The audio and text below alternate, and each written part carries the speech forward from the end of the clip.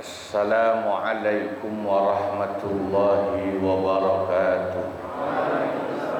Waalaikumsalam warahmatullahi wabarakatuh.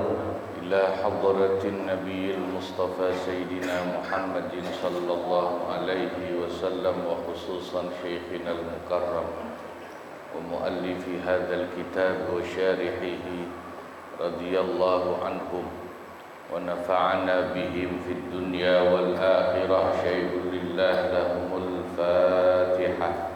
A'udzu billahi minasyaitonir rajim.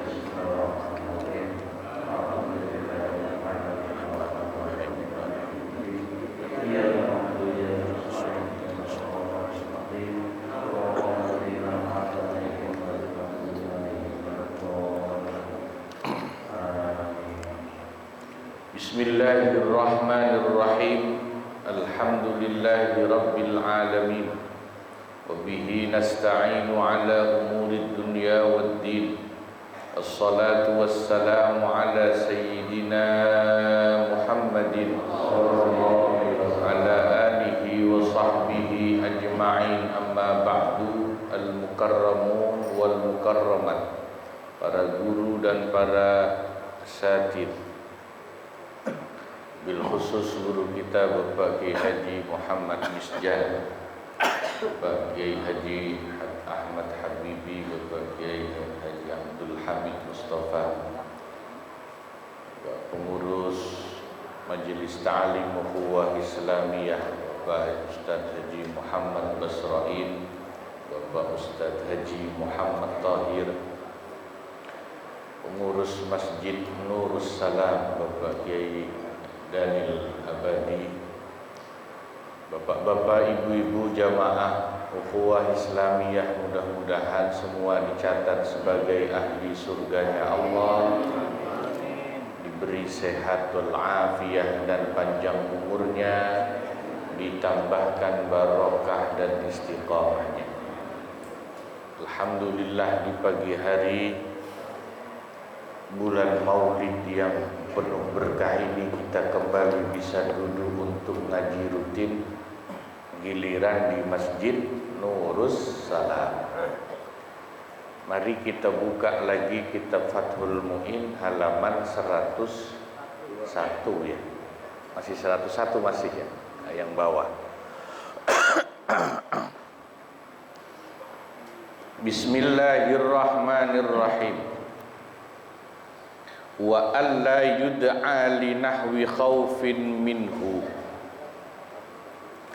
dan disyaratkan pula hendaknya orang yang diundang resepsi itu bukan karena orang itu ditakuti. Misalnya takut kalau dia nggak diundang nanti bakal diganggu. Contoh, mohon maaf, preman diundang, preman kalau nggak diundang takutnya nanti ngamuk, diundang dah akhirnya. Nah, kalau undangan itu karena faktor takut, itu tidak wajib hukumnya untuk dihadiri.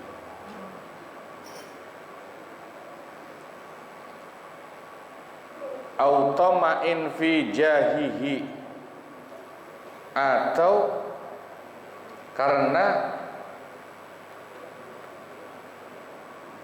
mengharapkan kedudukan orang itu.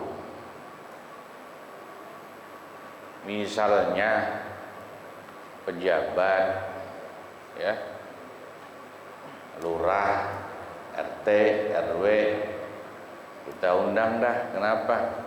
Biar kalau bikin surat gampang ya, minta tanda tangan gampang.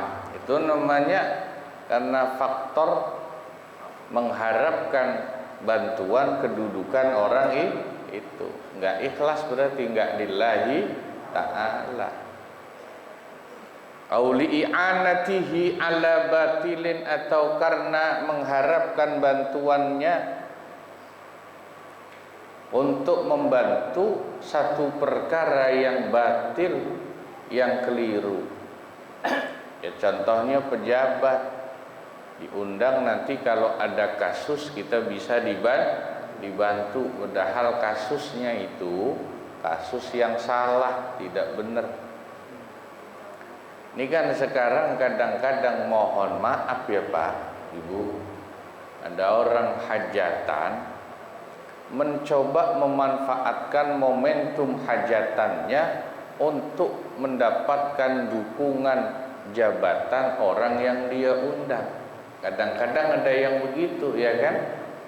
Ngundangnya bukan silaturahim, bukan niatnya karena Allah, tapi ada ngelihat faktor jabatannya itu. Lah itu yang nanti menjadikan hukumnya tidak menjadi wajib menghadiri undangan yang seperti itu. Ya, sebab intinya mengundang orang resepsi itu hanya karena Allah. Mohon doa restu. Kan tulisannya di undangan gitu ya. Mohon doa. Tapi kalau sudah ada niat-niat lain, bukan lagi mohon doa restu, kata orang jadi diplesetin.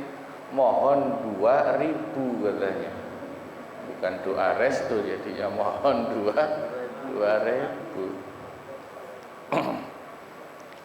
Wala ila syubhatin bi alla yu'lama haramun fi malih, dan hendaknya juga diundangnya itu tidak menuju resepsi yang di situ ada syubhat harta orang yang mengundang, harta yang syubhat, yang nggak jelas gitu, halal haramnya.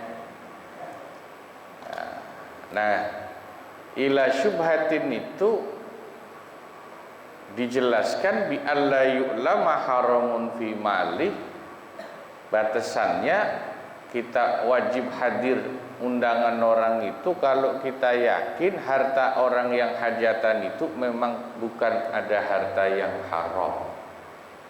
Nah, jadi hilang syubhatnya. Amma idza kana fihi syubhatun, adapun apabila harta orang yang hajatan itu mengandung syubhat, bi an ulima ikhtilatuhu, gambarannya baknya ini lil bayan, nah, huruf jar lil bayan. Kalau di pesantren bayane itu baknya itu lil bayan. Bi an ulima ikhtilatuhu, gambarannya kalau sudah diketahui adanya campur harta yang haram dalam harta yang ngundang itu, au it'amil walimah bi haramin,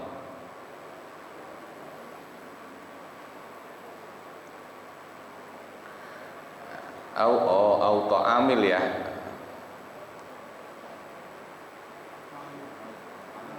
ta'amil.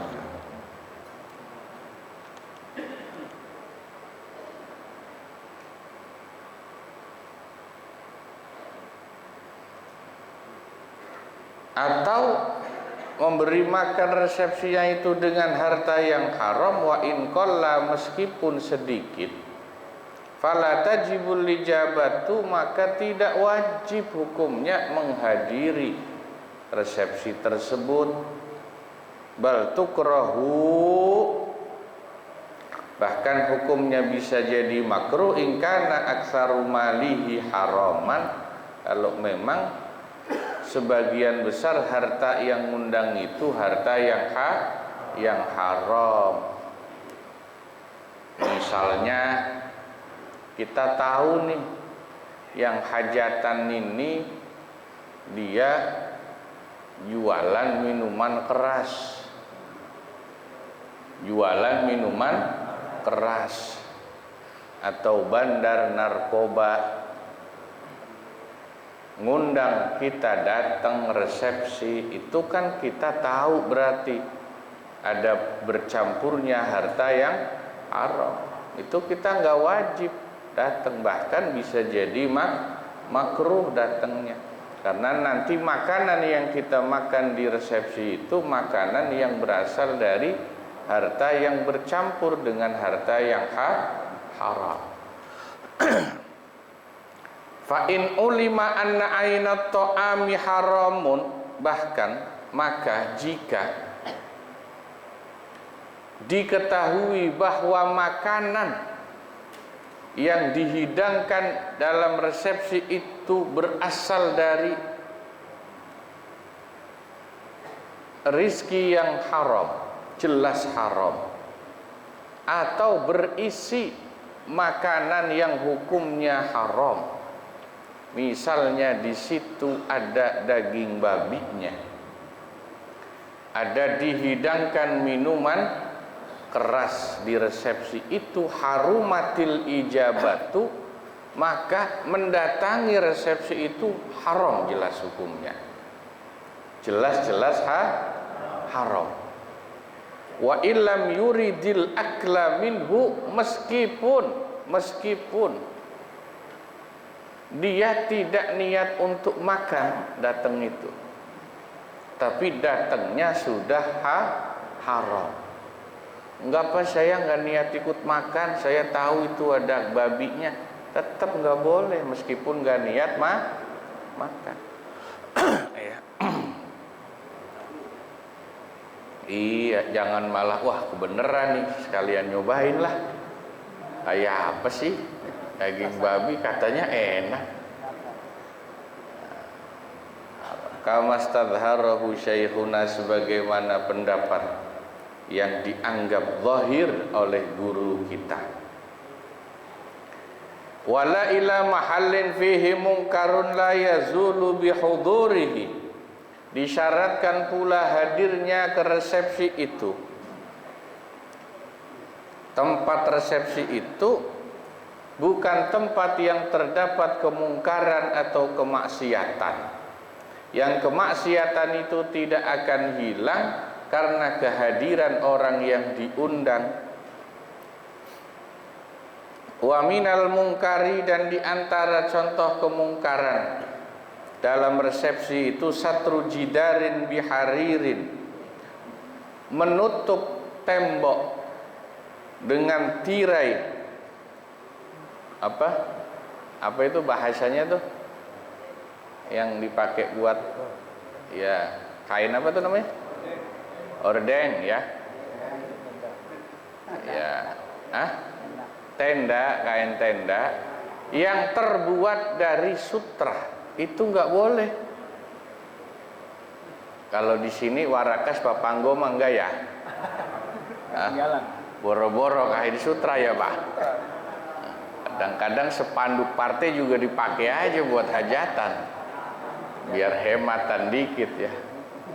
Kenapa? Nggak boleh, itu namanya tabdzir, pemborosan dan kesombongan.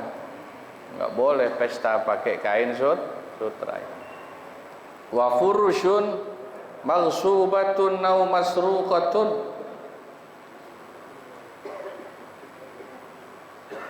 atau menggunakan alas yang digosok, yang berasal dari barang yang digosok. Gosok itu make nggak ngomong, tanpa izin sama yang punya. Atau bahkan alasnya itu dari barang yang dapat curian, masruqatun, nggak boleh itu. Makanya nih Bapak Ibu, kita harus hati-hati bener kalau hajatan ya. Dan kadang-kadang kita hajatan halaman gak cuman halaman kita ya, ada halaman tetangga ya. Harus izin Pak, Bu. Kalau nggak izin nama yang punya, itu namanya gosok. Make bukan punya kita, nggak ngomong, nggak izin, itu namanya apa? Gosok. Boleh nggak? Nggak boleh. Hajatannya nggak berkah Bapak Ibu, karena ngambil hak orang tanpa izin. Nah itu termasuk kemungkaran dalam resepsi itu begitu. Main pasang tenda, nutup got orang, nggak ngomong-ngomong. nempel ke tembok pagar tetangga, nggak izin dulu. Ada nggak yang begitu?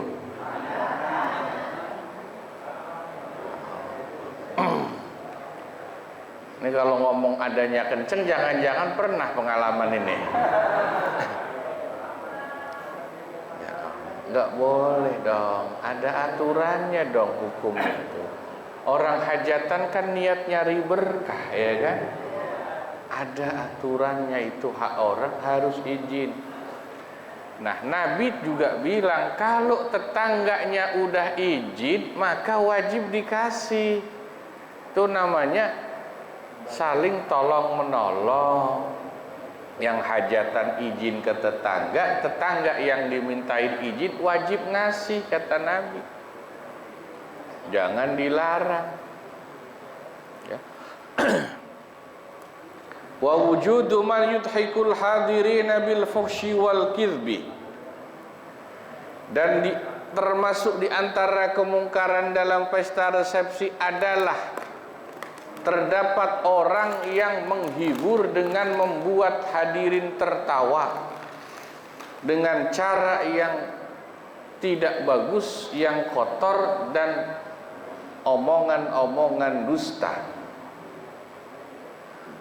Ngomong yang jelek, ya, kayak manggil pelawak, manggil apa namanya? Ya, penghibur yang dia ngomong jorok, dia ngomong bohong, bikin orang ketawa, menghibur, itu kan nggak boleh. Makanya Ustadz kalau disuruh ceramah di acara nikahan, usahakan omongannya juga diperhatikan. Wa wujudul dangdut wal nyawer. Ada nggak di situ? Nah, ini saya ngarang sendiri ini. Ya termasuk itu bentuk kemungkaran dalam resepsi. Tapi sayangnya ini sudah menjadi umumul balwa kalau istilah fikih itu. Maksiat yang paling sulit dihindari saat resepsi itu ya dangdutan sama nyawer. Ya Allah, susah ini Pak. Ini jadi hukum fikihnya Pak ya. Nggak boleh loh harusnya kita itu datang ke hajatan, di situ ada maksiat dan kemungkarannya. Nah, termasuk dangdut nyawer itu kan kemungkaran. Satu, aurat penyanyinya terbuka. Joget-joget bareng nyawer. Pak, tapi sudah umum ini, rata-rata orang Priuk dan sekitarnya kalau hajatan pasti begitu. Kalau tiap undangan kita nggak datang gara-gara ada begituannya, nanti jadi omongan dong. Nah ya kan, sama tetangga gimana? Maka kata ulama ada solusinya, harus dicari solusinya. Solusinya pertama, ya kalau kiai-kiai itu diundang nikahan, karena kiai-kiai sekarang tahu rata-rata orang hajatan pasti ada hiburannya dangdut dan nyawer itu, maka demi menghindari datang saat maksiat itu ada, kiai-kiai datangnya pas waktu akad nikah. Pas waktu akad nikah. Kalau akad nikah kan belum mulai dangdutnya, ya kan? Isinya kan ngaji, baca Quran, baca sholawat. Itu datangnya. Pak, tapi saya waktunya kalau pas pagi akad nikah belum sempet. Oh, kalau belum sempet datang pas akad nikahnya, boleh siangan atau sore, tapi cari pas dangdutnya itu istirahat. Pas dangdutnya istirahat. Kapan biasanya? Pas waktu sholat kan ya. Menjelang maghrib sampai isya biasanya istirahat. Fa'ingkana, sebab kalau tadi kemungkaran-kemungkaran yang disebut itu ada semua dalam hajatan, harumatil ijabah, maka haram hukumnya menghadiri kondangan tersebut. Insya Allah ya. Wa minhu, dan termasuk dari kemungkaran yang ada di pesta hajatan, suratu hayawanin adalah terdapat gambar binatang yang lengkap, patung gambar binatang yang utuh, mustamilatin ala ma la yumkinu baqa'uhu bidunihi, dengan semua bagian tubuh binatang yang lengkap, yang tidak mungkin binatang itu hidup kalau bagian itu tidak ada. Makanya kan bikin patung binatang, bikin patung makhluk hidup itu tidak boleh kalau lengkap. Lengkap itu artinya anggota tubuh itu menjadikan makhluk itu hidup kalau misalnya dia beneran asli. Paham nggak? Ada patung macan, ada kepalanya, ada badannya, itu nggak boleh. Kenapa? Karena kalau ada beneran, ada kepala sama badan, tuh macan kan hidup. Meskipun nggak ada kaki. Kenapa? Karena kalau nggak ada kaki, macan masih bisa hidup. Tapi kalau cuman badan doang sama kaki masih boleh, asal nggak ada kepalanya. Kenapa? Karena binatang nggak mungkin hidup kalau nggak ada kepala. Paham ya? Atau kepala doang nggak ada badannya masih nggak apa-apa. Kenapa? Karena binatang nggak mungkin hidup kepala doang, nggak ada badannya. Jadi ukuran patung binatang atau manusia yang nggak boleh dan yang boleh itu tadi, kalau ada organ tubuh yang bikin dia bisa hidup, andai kata dia asli, itu nggak boleh. Jadi kalau mau bikin patung, jangan kasih kepala. Atau kalau mau ada kepala, nggak usah dikasih badan. Sebab nggak mungkin hidup kalau manusia atau binatang cuman kepala doang atau badan doang. Wa illam yakun laha nadhirun, meskipun gambar atau patung itu tidak ada persamaan dalam realita dan kenyataannya.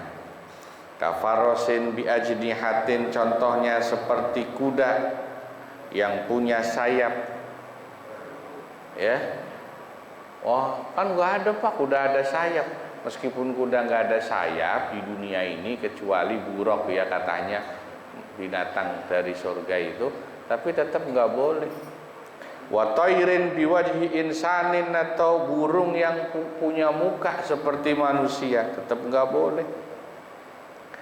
Ala saqfin, yang dipasang di atas langit-langit, au jidarin, atau dinding, au satrin, atau kain penutup, uli kolizinatin, yang digantungkan untuk hiasan, au thiyabin, atau pakaian, malbusatin, yang dipakai, au wisadatin mansubatin, atau pada alas hamparan yang terbentang, li'annaha tushbihul asnam, karena sungguhnya gambar-gambar itu menyerupai patung. Jadi tidak harus patung beneran, bahkan gambar-gambarnya pun kalau utuh seperti itu nggak boleh ditempel di dinding, di baju, di atas atap langit, ya, atau tidak di hamparan apa alas-alas ya, karpet. Makanya kalau beli karpet jangan yang ada gambar makhluk hidup yang utuh. Fala tajibul ijabatu, maka tidak wajib mendatangi bi syai'in minas suwaril mazkurati, dalam contoh-contoh yang sudah disebut hajatan yang kayak begitu, bal tahrumu, bahkan hukum hadirnya itu haram. wala athara bihamlin naqdil ladzi alaihi suratun kamilatun, tetapi tidak ada pengaruh apa-apa, artinya nggak apa-apa dengan membawa uang yang ada gambar manusianya. Nah, duit ada gambar orangnya nggak?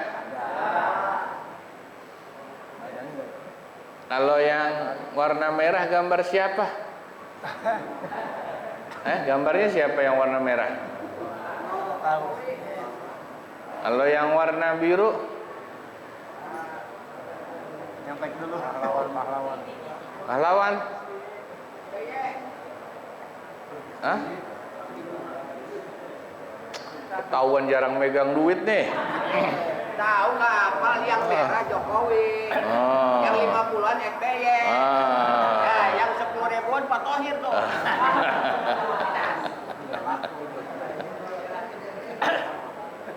Kalau itu boleh, li'annahu lil hajah, karena gambar orang atau binatang di duit itu dipakai untuk kebutuhan. Jadi boleh. Ya. Wali annaha mumtahanatun, ya, bil muamalah biha, dan karena gambar-gambar yang ada di mata uang itu dipergunakan untuk muamalah atau jual beli, nggak apa-apa. Wa yajuzu hudur mahallin fihi suratun wallahu a'lam. Ya, boleh. Ini ada sesi pertanyaan. Dulu kan kita pernah tawarkan ya setiap guru. Akhirnya yang nanya nggak ada, bahannya nggak ada.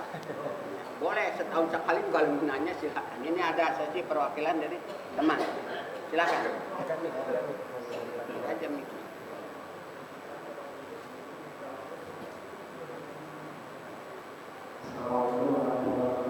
Waalaikumsalam.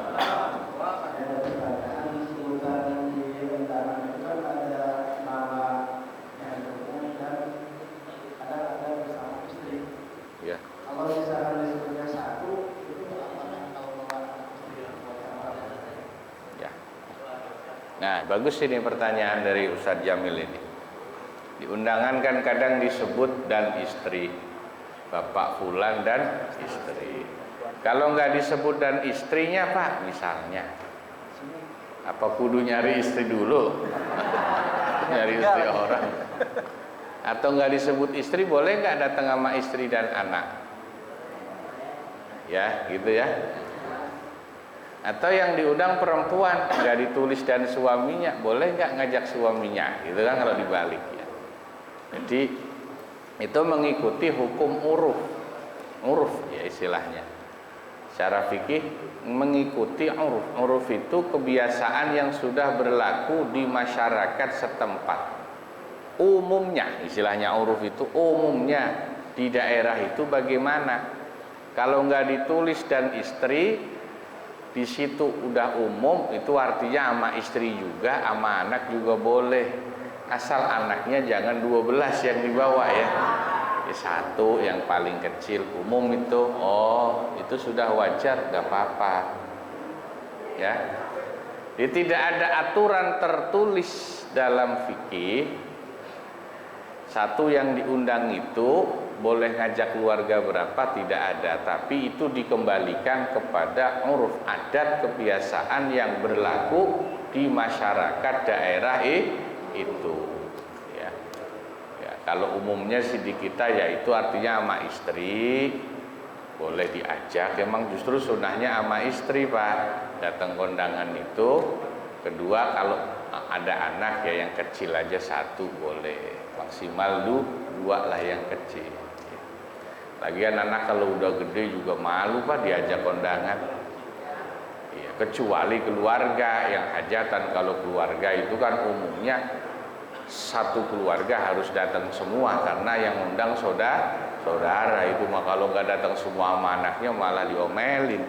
Itulah uruf namanya. Jadi adat istiadat dalam masyarakat itu dalam fikih bisa jadi patokan hukum.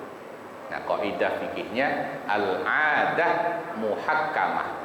Adat kebiasaan yang baik itu jadi hukum dalam fikih. Itu kaidah fikih. Ya, jelas ya? Cukup? Terima kasih. Kurang lebihnya mohon maaf. Wassalamualaikum warahmatullahi wabarakatuh.